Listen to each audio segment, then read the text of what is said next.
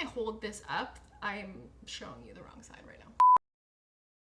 Hi, hello, my name is Allie. I'm an independent graphic designer coming to you from just outside Toronto, and this is my channel where I talk about what I'm knitting, how it's going, and what it's costing me. Today I have a finished object to show you, as well as a pretty solid whip update. But before we get into that, as for my mug and tea of the day, these are both actually relevant to my trip that I just got home from. So I was just in Vancouver going to a wedding and visiting some friends, and I may have brought back both a mug and some tea, which is extremely on brand. So this is my new mug that I got, which is actually from the same designer, Danica Studio, that my rainy day mug is from. My mug with like the rain droplets on it. And then as for my tea of the day, I am drinking the Library Blend, which like, what could possibly be more on theme?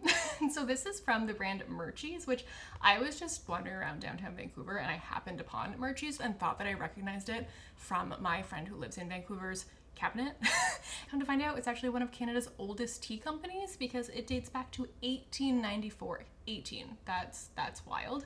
And this one's really good. It's a mix of green and black tea, which is just kind of like a combo that I am not used to having, but it's really good, so big fan. And then this mug, in addition to just being cute, I'm especially fond of it because I actually came across this mug last year when I was in a little shop in Canmore visiting the same group of friends who I was visiting in Vancouver this year. And last year I talked myself out of buying it because I had like negative space in my luggage. I was doing carry-on only. It was already absolutely like busting at the seams. Like I was already doing the thing where I was like, I'm gonna wear 5 sweaters on the plane because that's the only way I'm getting everything home. So it was not in the cards to get it last year. And this year when I happened upon the same mug with the same friends, I was like, well, if I get it now, it's my Canmore mug and my Vancouver mug.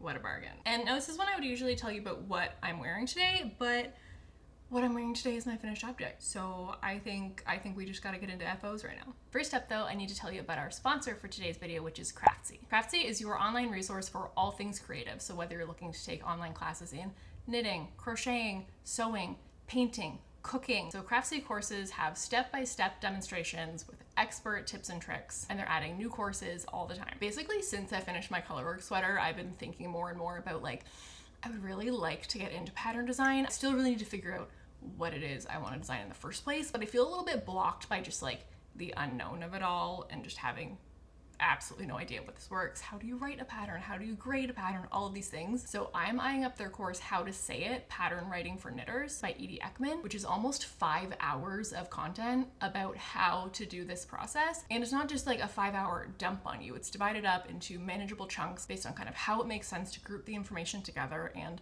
you know, I think that there's so much that we can learn from YouTube, but I think that there is something to like when you're trying to get into something really in-depth and complex, the idea of having multiple hours of instruction that have been well thought out to be like a consecutive series of lessons that build toward a comprehensive understanding of something rather than kind of cobbling together various little tutorials piecemeal. I think there's a lot of value to be had in that. So I'm really excited to dig more into Craftsy to learn more about the pattern design process and see if I can sort of demystify that for myself. So if you're also interested in trying out Craftsy, the first 1,000 subscribers to click the link in the video description will get a full year of Craftsy premium membership for only $1.49 for the whole year, not like per month, $1.49 for the year, which like if you learn one single thing from watching like 5 minutes of a Craftsy video, I feel like that's worthwhile, let alone an entire 5-hour course. The unlimited 5-hour courses you could take in your time using Craftsy. So you'll find that in the video description below. Offers valid for new members only. All right, let me put my tea down so I can fully show you my Lakes cardigan. My finished object. So this one, the last time I was on the channel, it was so close to done. It was like frustratingly close to done. I just kind of had to finish the button band and put on the buttons. But I kind of knew that that was going to be something that would take deceptively more time than it seemed like it should, and of course it did. I've never put buttons on anything.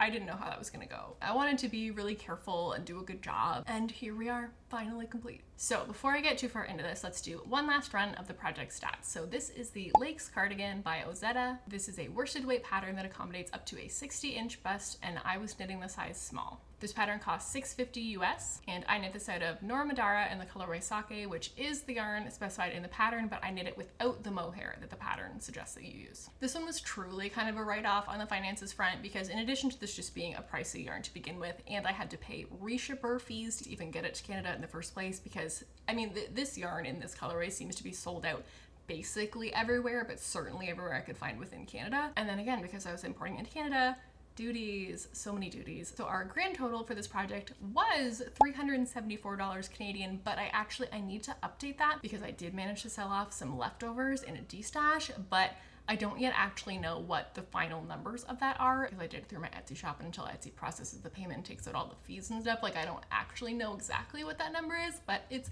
gonna get slightly better than that. Oh, you know what? No, that wasn't even the final cost. That was the cost of the yarn. Add-in pattern, add-in buttons, we're now at $395 Canadian. Again though, it is gonna get a little bit better. I will just have to report back on that because I don't currently know what that number is. And this cardigan is a saddle shoulder construction. I knitted up on 5.5mm needles, which is the recommended needle size in the pattern. And I cast it on May 23rd and had it finished by, what did I have it finished by? Okay, I think it was like June 17th, somewhere around there. So just under 2 months this one took me, which, I mean, in the scheme of like a whole garment, not a super long time, but given that this is a chunkier weight than I typically knit at, I'm really surprised that me embarking on this project would have been surprised to learn that it took this long. Me having experienced the project, less surprised. I've touched on this in previous updates, but I just found the construction of this, it creates a beautiful garment. It was just so, not complicated in a way where it's difficult, but just complicated in a way where like, I am looking at these instructions a lot, and particularly because it's knit at a relatively big gauge also, there's just not a lot of like knit for days to weeks until you hit the next section of the instructions. You know, like anytime you get to a section where it's kind of like, and keep doing that, you finish that section fairly quickly because it knits up fast. So I just found it not my favorite process in terms of like what I think that an all over stockinette pattern is gonna feel like to knit. You know, I just kind of expected it to be a little more chill, and it was very not chill. I'm very happy with the finished object. I'm really happy to have this in my wardrobe, and I did enjoy knitting it, but I just found that it required me to be in a place of more mental capacity to be able to pick up my knitting when I was working on this than when I'm working on some other projects, because it was just more mentally demanding than I was expecting it to be. So the last time with my button band progress, I had picked up from like the edge of the neckband and was knitting down from there. And after that, I needed to start the button band on the other side, and to keep the direction of everything proper, like to have things joining on the right side so that the two sides of the button band look the same, blah, blah, blah. This meant that I needed to start the other side from the bottom, which meant needing to start that button band with a tubular cast on in order to have it match the nice tubular bind off of the rest of the sweater. And oh my God, I despise a tubular cast on. And not because I think there's anything like wrong with it, but just the way in which the method interacts with my complete lack of spatial reasoning. Like I said to my friend today, I was like, listen, I was born 2 weeks past my due date. I think the spatial reasoning part of my brain is just a little overcooked. Like it just doesn't work, okay? So the tubular cast on is the most sort of just kind of do this and then this and then this of any knitting thing I've ever encountered. And like I had that issue initially when I was learning, just even like the long tail cast on, right? Which is now very simple to me and I understand it, but trying to understand exactly what's happening when someone's just sort of like twisting things in various directions through 3D space, I have a really hard time understanding what they're doing. And so I watched multiple tutorials. I watched multiple tutorials multiple times. I did my best. That edge is still not perfect, but you know what? It's okay. It looks decent. I can't immediately tell which one. No, that's not true. It was definitely this one. Like it's just, if you look closely, you can see that it is imperfect. A person wearing a sweater, you would never notice. I'm not pointing this out as like an error in the garment. I'm pointing it out as like I had a miserable time. I did not enjoy that part of the process. You are better at tubular cast-ons than I am, which I think would be true of 99% of the population. Congratulations. Have fun. Have a great time. Have a better time than I did. Actually, I don't even know if a tubular cast-on is even part of the pattern because I I got into this in a lot more detail in my last video, so if this is directly relevant to you, go watch that one. But I modified this button band quite a lot from what's in the pattern. I wanted it to be a double knit button band, and I also didn't want to pick up all the way around and knit it. I wanted to pick up as I went. So I made a lot of changes to make that happen. And I want to say that the pattern does still involve a tubular cast on to get started. So if you've just been scared off by my mention of tubular cast on, I'm truly not sure if that's actually part of the pattern. So if this is in some way really important to you, let me know and I can go investigate. So I did my best, my imperfect tubular cast on, knit up the button band, and then I needed to attach it to the neckband. And I kind of got to that point, and all the while that I was working up toward that point, I was sort of like, you know, and then I'll just like graft it together. I don't know. I'm sure there's like a tutorial or something I can find. And then when it actually came time to do it, I found it hard to find anything that was like exactly the right thing, because essentially what I was trying to do was to attach two perpendicular pieces of double knitting to each other, where one had been bound off using basically a Kitchener stitch to graft it together and make what would sort of be the double knit equivalent of a sewn bind off, and double knitting still on live needles. So at first I was kind of like, can I just like pick something up and do this as like a 3 needle bind off, or what am I doing here? And in my searches, in the absence of finding something that was like, here's exactly what to do in exactly the situation, because I guess it's just not like a super common default kind of situation. What I ended up finding was that the same way that I started doing the sewn bind off on the double knitting, you're sort of separating the front and back layers of your double knit fabric onto 2 separate needles, and then bound it off using a stretchy bind off, and then mattress seamed each of those individual sides of the fabric to each of the separate sides of the neckband, which definitely worked. It gave a result that I think looks very nice and clean on the right side of the fabric. The only downside is that it definitely created like a thick ridge on the inside. Like, let me see if I can kind of show you. Do you see like all the bulk there? Which just does not exist on this side, where the side was done by like you pick up from here and that's where you knit down with your double knit button band. So like nothing about this is actually a problem. It was just one of those things where I was like, I kind of suspect that there's probably got to be a better way to do this, that if I were to do something like this again, if there were a better way, I might as well do it the better way. I just don't know what that is. So if you've done something similar, or if you're just listening to what I'm saying going, oh, I would have done it this way, please let me know what that is, because I'm really curious. Like, this did the job. I just feel like there's probably a better job. And probably something involving utilizing the fact that this was still on live stitches, because that's what I was originally thinking, was like, the fact that it's on live stitches will be useful. And then the only thing that I could come up with involved binding it off and then still mattress stitching it together. So I don't know. Let me know if you have a better idea. Another thing that came up in the last update was the sort of pseudo yarn chicken that I was playing, meaning that I was in no danger of actually running out of yarn, but I was very close to the end of the sweater, and I was very close to the end of my 5th skein when I had bought 7. And I was like, well, if I can avoid tapping into the 6th skein, that will leave me with 2 entire skeins that I can then try to sell off in a destash and recoup some of the cost of this. That would be much better than having like 1.9 skeins to sell. So pleased to report that that did actually happen. It did happen by pilfering from my swatch, which used to be a square. This is my total amount of leftover yarn. So it did use almost exactly 5 skeins of yarn, very nearly. But that does mean that it was 2 skeins of yarn that I was selling off in my destash that are gonna help us recoup some of our total project costs. Now, another interesting update from this one is that I had said in a previous video that, you know, I had made my swatch, I had blocked my swatch, my gauge was right on. When I did a mid-project block on the cardigan itself, I was finding, oh, my gauge has gotten bigger. I guess the overall garment has grown more than the swatch did. I guess this is gonna be more oversized than it was intended to be. And update, the final garment measurements are like exactly what they were supposed to be in the pattern. So I haven't attempted like another sort of gauge measurement on the sweater. I just measured the width of it. But so I'm kind of thinking that there must have been a little bit more stretch happening in like the shoulder areas, and that would be the part of it that there was the most of when I was checking my gauge at that mid-project block, and that the rest of the body is probably just subject to a little bit less tension from all the different construction things happening. So it was able to like settle back into the gauge that it really is. I don't know. I just know this came out being the size it's supposed to be. I also forgot to mention last time in working on my double knit button band, there's something really funny about doing a sewn bind off on your double knitting. Because you go through this process of actually separating your stitches onto 2 separate needles so that you have the front layer of the fabric on one and the back layer of the fabric on the other, because you now have this little tube that's open at the top that you can look down.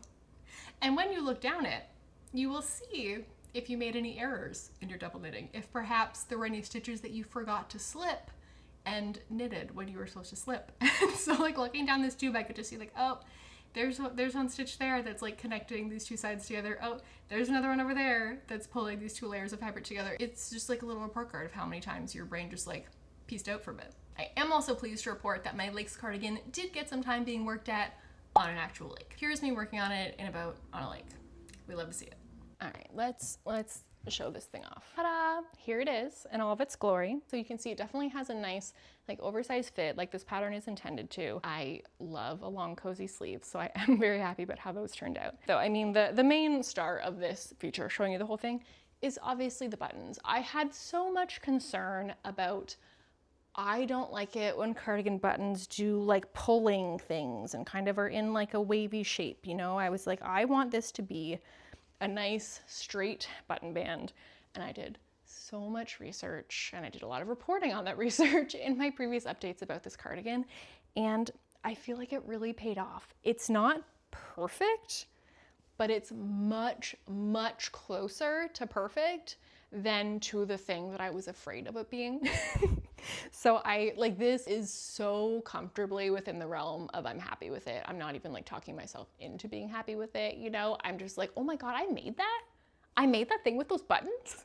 Like, that's so cool. I feel sort of empowered now to take on more cardigan projects and know that like I can make a nice cardigan. So I can take on like an elaborate cardigan project and I'm not gonna get disappointed at the last minute by buttons ruining it. Like, I learned how this works. I know what I'm doing. So if you missed the whole button saga, I do suggest you go back and look at it if this is relevant to you. But the key thing was really the idea of creating the shank on the button. So just making sure that there's space between your button and the surface of the fabric, and then winding your thread around it a whole bunch of times to give it kind of a little base that it sits up on, which just means that there's space for the fabric of the other button band to sit under the button and it doesn't pull to the side, giving you that weird wavy thing because the fabric's just trying to find somewhere to go. So I think that really is like the magic secret most of the time. I think that in cases where a cardigan has negative ease, that's another series of problems and reasons that would cause pulling. But in the case of an oversized cardigan like this, it's just do a button shank, you should be good to go. I feel like this button band is actually perfect down to about here. It's the last little bit that's not quite perfect, where the top layer of the button band actually tries to sit kind of off to the side. It doesn't perfectly fully overlap the other one the way it wants to naturally sit. It sort of pulls apart. And I think what that is, because when I try to push it back together, you can see there's kind of a little bit of excess fabric here. When I went to position the buttons, when I was counting rows and putting in light bulb stitch markers on the stitches that I wanted to sew the buttons into, I found, oh, weird. For some reason, between the bottom two buttonholes, you have 2 fewer rows than between all of the other buttonholes. So apparently, when I was doing my buttonholes, I was not counting perfectly. This is what we always say, if knitting teaches you anything, it's that you can't count. So when I was putting on the buttons, I was like, okay, well, I feel like 2 stitches at this big of a gauge is kind of noticeable. Like if I sew this button exactly where the hole is, these buttons are gonna look a lot closer together than the rest of the buttons. And I was like, what if I kind of split the difference? Like what if instead of this button being 2 stitches closer to this button than this button is, what if it's 1 stitch closer? Which means that the button itself and the center of the button band are 1 row offset from each other. And I think that that's what's causing this. I think that that's enough to give me that like little bit of bubble. But again, I think the alternative is that the button itself is just visibly closer to this button. And I think that's something that you'd be much more likely to notice at a distance, like just the way we see each other's and our own clothes like in the wild. I think that would be much more noticeable than this is. So like as far as attaching buttons, I think that was the right call. If I could travel back in time and have spaced my buttonholes perfectly, great, but like this is not a thing that's remotely worth it to me to go back as far as I would need to go to like redo that buttonhole. Like absolutely not, no, hard no. So the fit of the V-neck is definitely a little bit wide on me at the shoulders. This is something that I'd raised in past episodes where I was like, is this gonna be a cardigan that I like have to wear buttoned up in order for it to stay on my shoulders? And this is also something that I have heard from other people who have knit this pattern, that it just is kind of wide at the top and does have a tendency to want to fall off. So I was curious to see how I would find that once it was blocked and once I'd gotten some wear out of it. And it definitely does sometimes want to fall off the shoulders. Like I won't lie. Like it definitely is a little bit wider at the top of the V-neck than it maybe should be on me, and it seems also maybe on other people. But to be honest with you,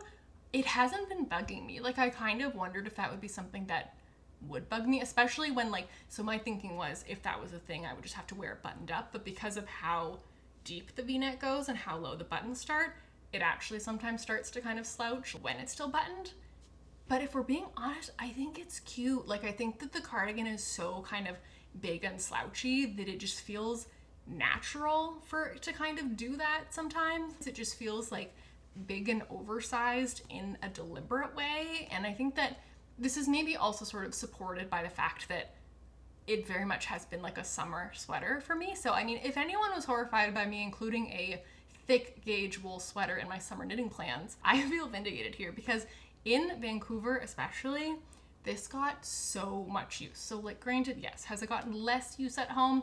Absolutely. However, I do still get chilly in the morning sometimes, but in Vancouver, it was very nice. It was warm, it was sunny, but in a less stiflingly humid way than it's been in Ontario. And you know, because I'm like visiting, I'm spending a lot of time around the waterfront, and so it's always breezier there, or like in the evenings I would always want to layer. So I wore this like almost every day I was there, because I brought like an assortment of different types of layers, because I wasn't sure exactly what I was gonna feel like I needed. Do I need like a really light like chambray shirt layer? Do I need like a windbreaking layer? I need a sweater. And it just happened that like exactly the kind of warmth that I needed to be able to like have in my bag and throw on when I needed it was this. So this got so much wear, and I don't know, there was just something about a sort of like oversized, like falling off your shoulder big sweater as you walk around in the summer that made it feel very sort of summer appropriate, you know, and not like, oh, isn't it weird that I'm wearing my like winter sweater in July, you know? So yeah, this got so much use in Vancouver. I mean, who knew having a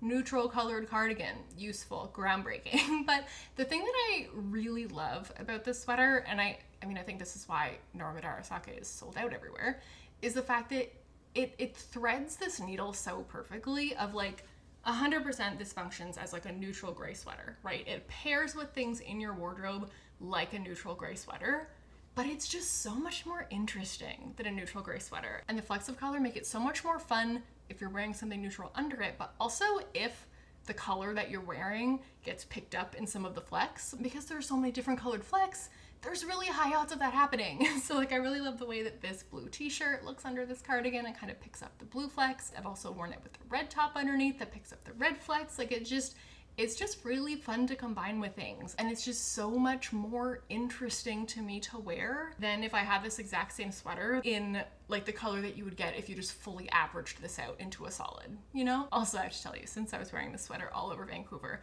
at some point inevitably ended up wearing it at a Japanese restaurant, because it feels very wrong to go to Vancouver and not get some Japanese food while you're there. And so I was at this restaurant thinking, I'm sitting here in my sweater made of Japanese wool in a colorway named sake. I think I need to get the sake flight.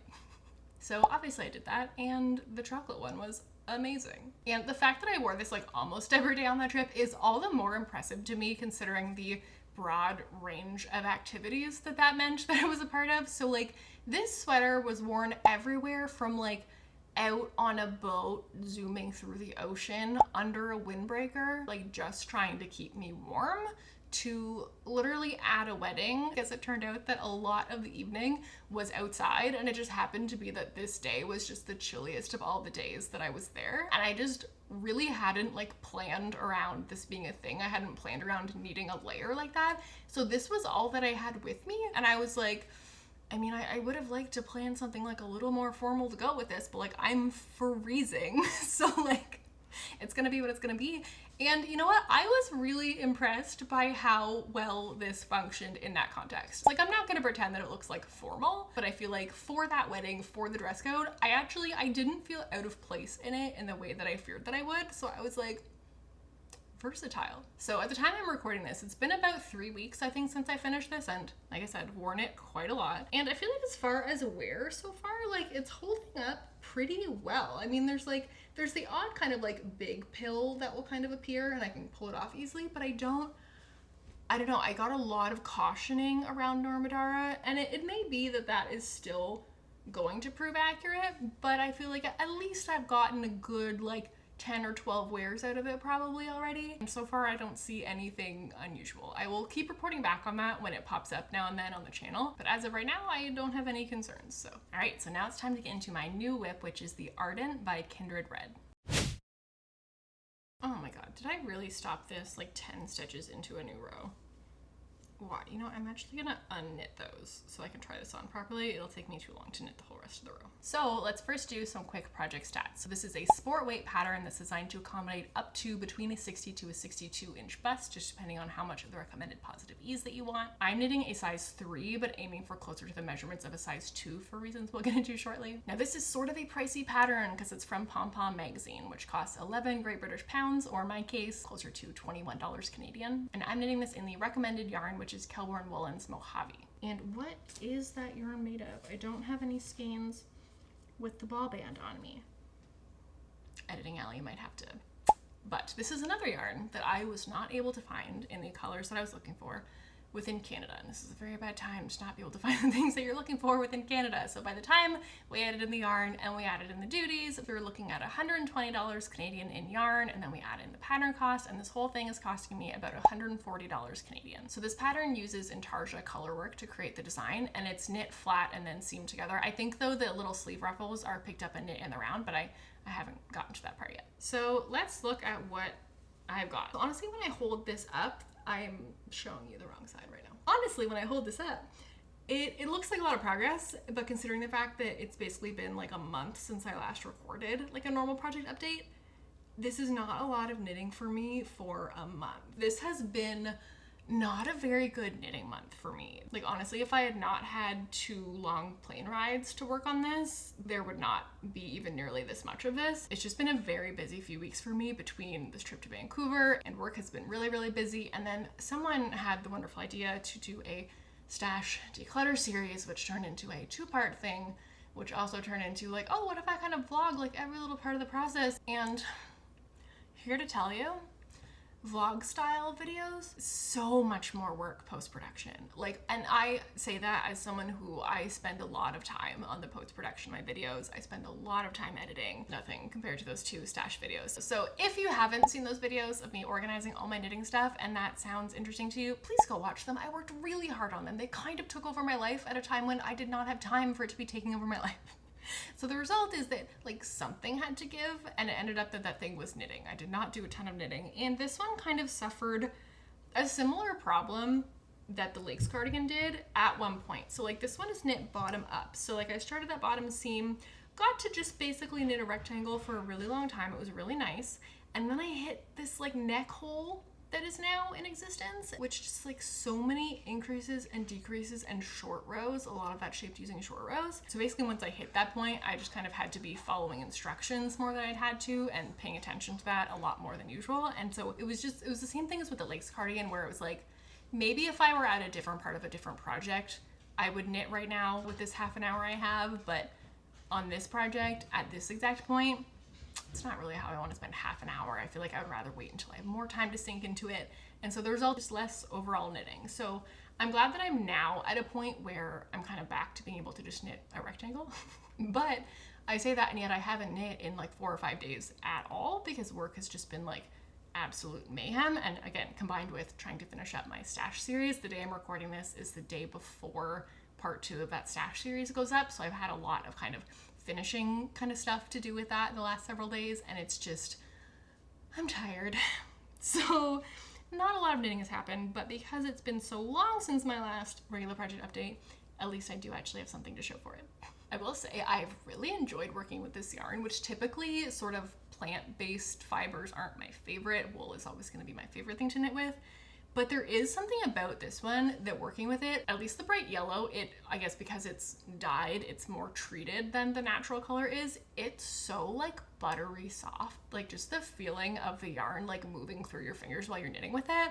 I've been finding it very satisfying in a way that I was not expecting from a plant fiber. So I do really recommend the Kelbourne Woolens Mojave in that way. So as usual, I did start this project with a swatch, and I'm really glad this time that I did that because I started the swatch on the recommended needles, which either a 4 or a 3.75, I don't remember exactly, but I do remember that I knit the swatch on the recommended needles thinking, hope I don't have to size up to meet gauge because like, I don't know, I find I usually have to size up to meet gauge, but on plant fibers, they don't bloom the same way. I kind of had this problem with my Sailor Swift top where I upsized my needles to meet gauge, but I feel like the fabric's just overall a little bit more open than I would like. So I was like, I don't know, I'll just start with recommended, I'll see where it gets us. And it made for a nice swatch, it was decent, I'll pop up a picture. And then I blocked it and I was like, what is that? Why did it get worse in blocking? Like I feel like it looked fine before, if maybe like slightly more open than would be ideal to me. Post blocking, it's just like a scraggly disaster. And I was like, absolutely not. Absolutely not am I going to the trouble of knitting a sport weight garment and having it come out looking like that. So I decided I actually need to downsize my needles for once, which is how we are now knitting on a 3.5 millimeter needle and knitting the size 3 to kind of hopefully end up somewhere close to a size 2 because my gauge is smaller than it's intended to be in the pattern. But like I feel like that was a really good decision. So I've done a mid-project block, so this is all blocked already. And I feel like that fabric, it looks really good, it feels good, it's not weird and scraggly, there aren't little holes in it, it doesn't feel too dense. Like it feels like this is the correct gauge to me, and I'm confused by it being supposed to be anything else. But I am just happy that it's working. So like I said, I did make a decent amount of progress on this on the plane, and partly because of that and other contexts where I was working on this, I have kind of cheated a few different elements of this, gone off book a little bit. So the first is that when I was first casting this on, I was visiting at a friend's cottage and sort of like surrounded by people the whole time. So I didn't really have the sort of focused, uninterrupted time to get a project initially set up in the way that I would usually try to. So when the pattern was like, start with a provisional cast on, I was like, no, hard no, absolutely not. I mean, this was fresh off the tubular cast on disaster of the Lakes Cardigan button band. And I was like, we're not doing any sort of funky cast on right now. No way. I'm trying to remember, because I think that the reason that they say to do that is because you have this like folded over hem at the bottom. And I think the provisional cast on was supposed to be so that you can like fold it back and stitch into the provisional part. Or was it? Probably consult the pattern before I lie to you. Okay, and no, I was not lying. So to do the folded hem, it basically is like, now use that provisional edge and like put it on one of your needles and now do a funny sewn thing. And I was like, first of all, I hate sewing down a folded edge. I would so much rather just do like a pick up and knit two together. So I was like, I'm not doing that anyway. And I don't want to figure out how to do a provisional cast on right now. So I just didn't. I did my long tail cast on, and then I got to the point where you're supposed to fold, and instead of sewing it down, I just folded it over and did the thing where you pick up the like corresponding stitch down here and just knit the two together, and it gave the same result. Look at my nice folded hem. I mean, like it could use probably like a steam. It's a little bit wrinkly from being shoved up in a small bag, but it's perfect. Now the other thing that I sort of cheated that's not quite as perfect is, so when I got to the part where I was working on the back, so once you get to here, you're doing increases, right? Because you're having more and more stitches to like close this up in each row. And it was telling me to do a kind of increase that I was like, what? So one of them was a back loop cast on, which that I understand. That's just like the standard cast on, right? Like before I knew how to do a long tail cast on, every cast on was a backwards loop cast on. But it was saying that BLCO and also FLCO, front loop cast on, as the like corresponding, like one leans left and one leans right. And I was like, what is a front loop cast on? And this one I encountered on the plane to Vancouver, and my flight had Wi-Fi, but it didn't like have Wi-Fi. Like it could load if it tried really hard, you know, it was like the little Wi-Fi that could. And I managed to load one tutorial of how to do this, one like 90-second tutorial, and I watched it and was like, what? This makes no sense to me. Again, it's just a thing of like, oh, we're twisting, and my brain is like, I get like frustrated and annoyed when I feel that my spatial reasoning skills are letting me down as it is. And so the combination of trying to deal with that and like having to wait forever for a video to load before I even know like if this is gonna be like a good tutorial that actually helps me, I was like, you know what? I think I know how to do a right leaning increase and a left leaning increase. And I think that's probably gonna be good enough, and we're just gonna assume that it is. And if it's not, we can reevaluate later. So that was what I did. I just did a like M1R and M1L to create the back. And when I was initially working on this, I could kind of see, I was like, there's a lot of like tightness happening around this edge, like between the built-in I-cord that you're working at the same time as you're working the rest of it, and the way that this is kind of curving.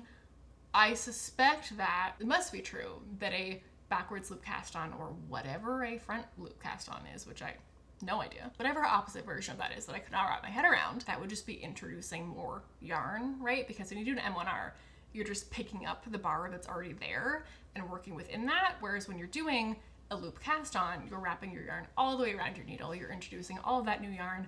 It gives that new stitch more space to breathe, I think. So I'm guessing that if I had done the written increase method, I would not have ended up with the kind of puckering that I was seeing. Like it kind of looked like I was doing like a ruffle situation, and not enough for it to be like a good ruffle.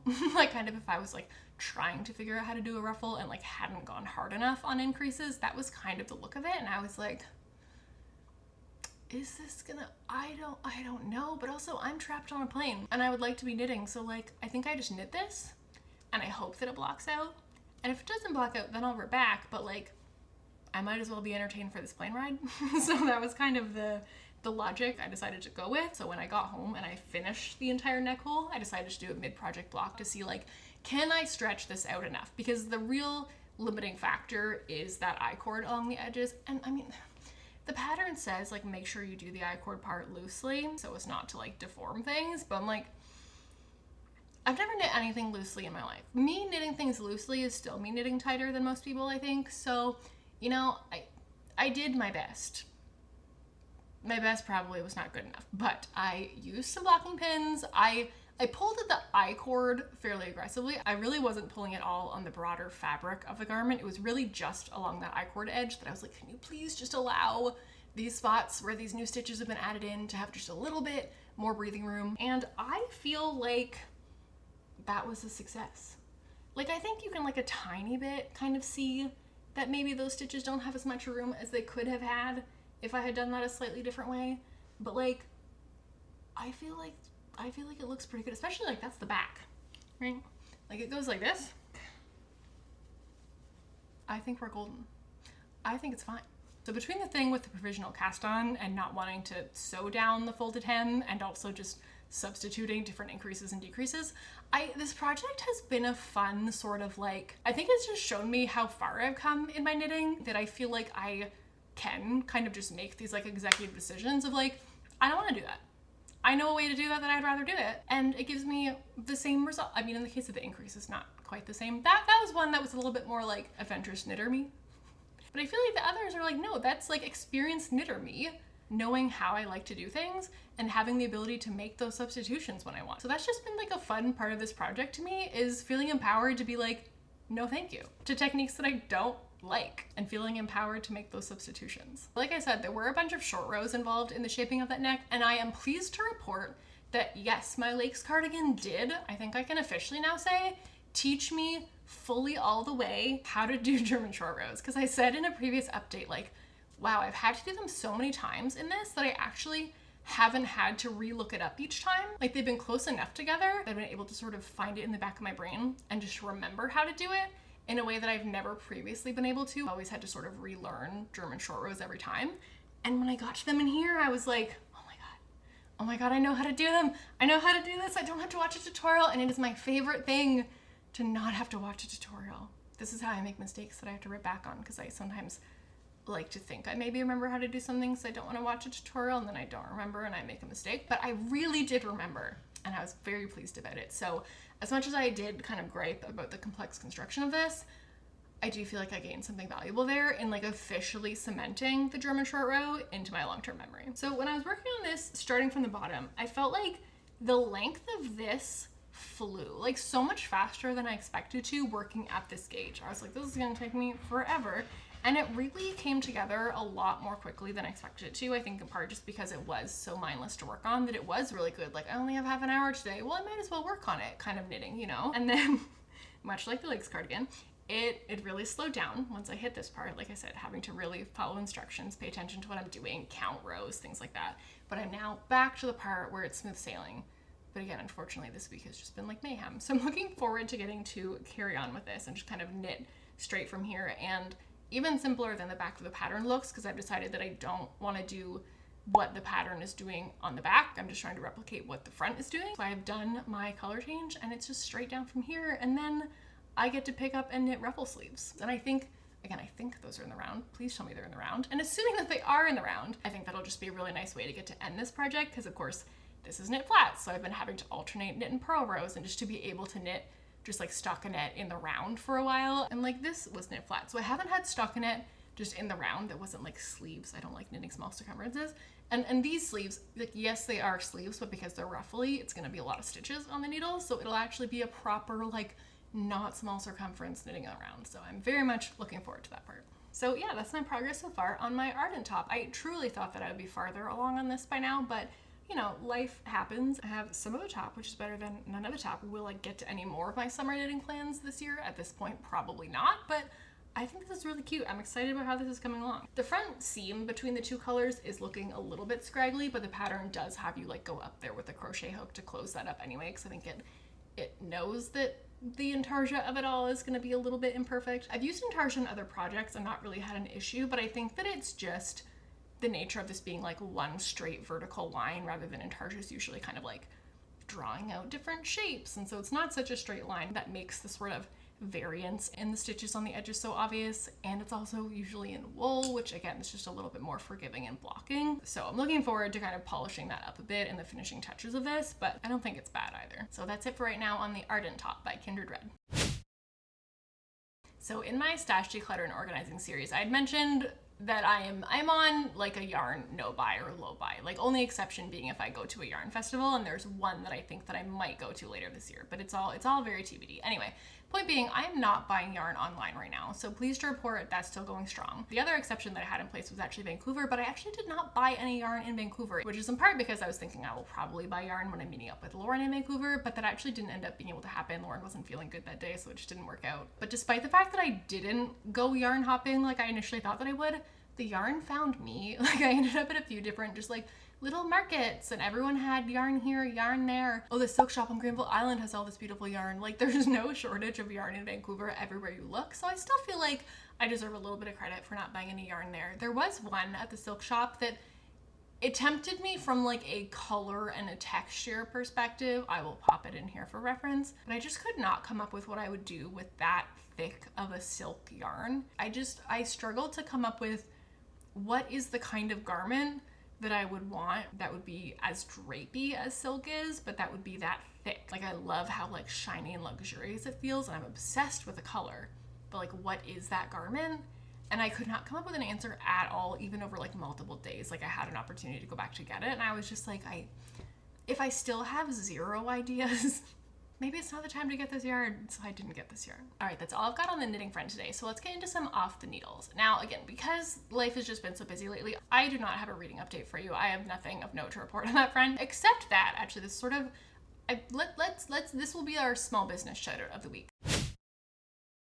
So this is a rare case of a US business getting the small business shout out, but for those of you on the correct side of the border for this one, I was actually sent a few candles from a book-themed candle company called Scent Stories and Surprises. The founder, Emily, was so sweet, and she sent me a few, and they smell so good. So this is their In My Fantasy Era candle, and it has scents like leather, tobacco, and amber in it. My personal favorite, though, is the one called Coffee Icy Book Spicy. I love a coffee scented candle. This one just feels like you walked into just like the most delicious little coffee shop where little rom-com could happen like at any moment, and just all of the scents are just these really fun different book themed scents, and it's just so fun. Like, make things book themed and I will just like them more. So if you are in need of some candles, if you would like some book themed candles, I will leave the link in the description, and Emily did give me a coupon code, so if you use my coupon code you will get a little bit of a discount on your order. Oh my god, I need like a stretch. I've been sitting here too long. But speaking of stretching, actually, other off the needle thought.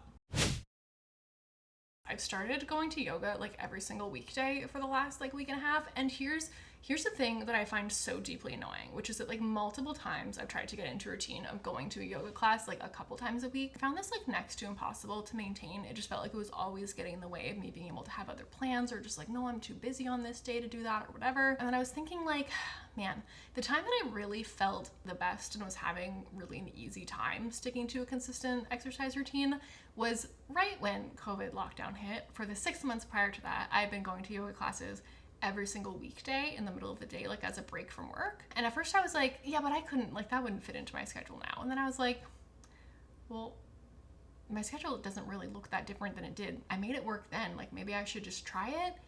And for some reason, like I hate this so much, but it's actually so much easier to do something every day or like every weekday, like the days when you're in kind of the same routine, than to do it just once or twice a week. Like at least for me, I think part of it is it eliminates the decision of like, well, what's a good day to do it? Do I have enough time on this day? Or, well, how do I have that plan or I have that appointment? It just like eliminates the negotiation factor that goes on for me inevitably when I try to do it once or twice a week, where it's like, oh, well, today is like not a good day for it. I have this really busy work thing, so I should actually bump it to tomorrow. And then something comes up tomorrow, and trying to do it 2 days a week, it was happening 0 days a week, and trying to do it 5 days a week, it's happening 5 days a week. And I hate so much that that's true. It's just the whole like going on the stupid walk for my stupid mental health, you know, like it feels like that, where it's like, I don't want to have to go every single day. I don't want to spend that amount of time in a week. I would like to spend like 50% of that amount of time, and I would feel like that was a good number of classes that I went to. But that does not seem to be an option. It's either 0 classes or 5 classes. And I regret to inform myself that when I'm doing 5 classes, I feel really good. I will just be going about my day and just be like, wow, I feel really good. And it's so annoying. And like, it's good. Obviously it's good, but it's just like, ugh, I hate that that's the answer. It's such the thing of like, you're feeling low energy and you don't feel good. And someone's like, well, go take a walk, you'll feel better. It's like, yes, I will, but I hate that because it's so hard to get there in the first place. Like, it's that. The fact that I don't feel good and I'm tired is exactly what makes it so hard to do that. It's just like the most annoying catch-22, but now that I've like dragged myself past that initial hurdle of it, it's going really well. And I'm like, ugh, God, I hate that this works, but it totally works. And it's just like relaxing and stretchy. And like some of it is physically exerting, but in a way that still feels like calm and not stressful and not like power through and like hold this wall sit until you want to die. You know, it's just much more like mellow, but I still leave feeling like I worked hard and did something. You're just like, oh God, I hate that it works, but it totally works. All right, I am very hungry. I'm actually gonna go order pizza. There's a new pizza place has opened up recently close to me. My favorite pizza place closed down, which is devastating to me, but a new one has opened in its place. So we're gonna give them a try. We'll see how it compares. I will probably be disappointed, but also just like after sitting here and recording for 2 hours, I feel like anything that just shows up on my doorstep is gonna taste good. So I'm here for that. So that is all I have for you today. I'm curious to know on the knitting front, like speaking of, you know, feeling empowered to do modifications and be like, no, I just don't want to do it that way. I'm gonna do this. Do you have anything like that? Have you picked up things over time in knitting where you're like, I never want to do this. In that case, I'm always just going to do this instead. What kind of substitutions have you learned to make over time? Or if you haven't gotten into doing that yet, what are your sort of thoughts around it? Would you like to? Are you just kind of apprehensive? Maybe you're just not quite there yet. I want to know what your relationship is to just being like, no thanks to the instructions in a pattern. If you'd like to be here next time, I hope you'll consider subscribing if you haven't already, but if you already have, you're my favorite, and I'll see you next time. Bye.